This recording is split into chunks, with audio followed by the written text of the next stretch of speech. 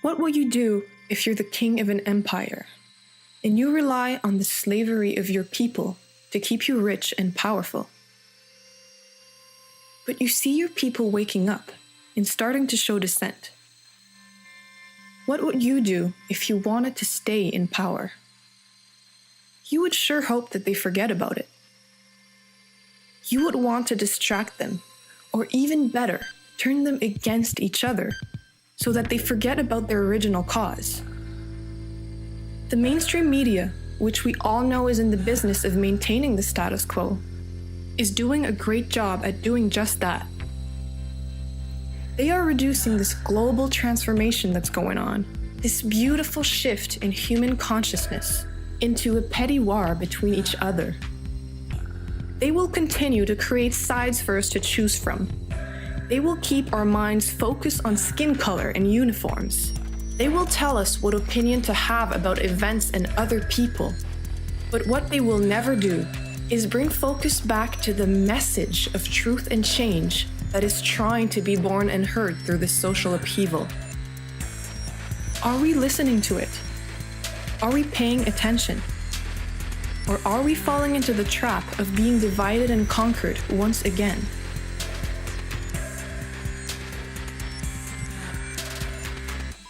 Who are underneath these uniforms? Who are those we call protesters? From up close, one may be wearing a shiny badge that supposedly grants them authority over others, while the other may be holding a sign of rebellion against this said authority. But from a higher perspective, it's all the same. We are all human beings. And the reason why change is needed is meant to uplift not only those walking the streets, but also those wearing the uniforms. So let's talk to each other, not yell at each other. Let's talk to each other, not kill one another. Let's give power to our message, not our egos. Let's remind each other of the beautiful and unifying cause behind all of this. We want a world that honors all life. We want a world that is fair for everyone. We want peace.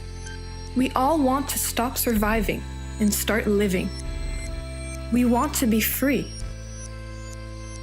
It's time for a new philosophy, folks. One based on, yes, the principles of Jesus, which were love your brother as yourself, because you know what? He is yourself. We are literally all one. When we finally stop fighting against each other, we will gain enough perspective to see the real issue here. Now, one might say that the issue is the king of the empire, the corporate elite that is enslaving humanity. But even that is thinking too small. What is the life force of this system?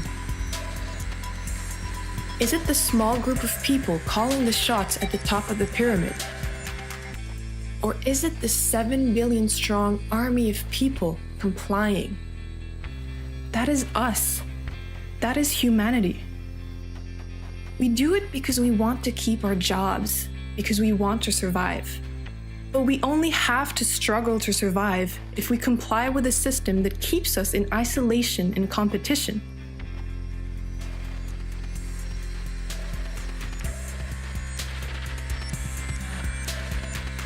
If we instead unite as a people, stop complying with the current structures in place, and support one another, we can not only survive, we can thrive.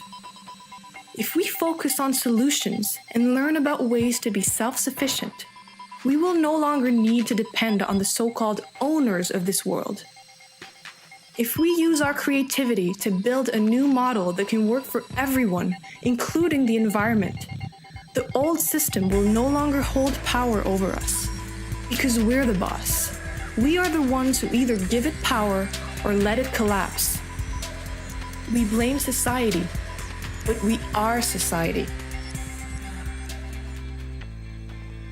Let's ask ourselves, what world do we want to live in? It's our choice, but it's a choice we gotta make together.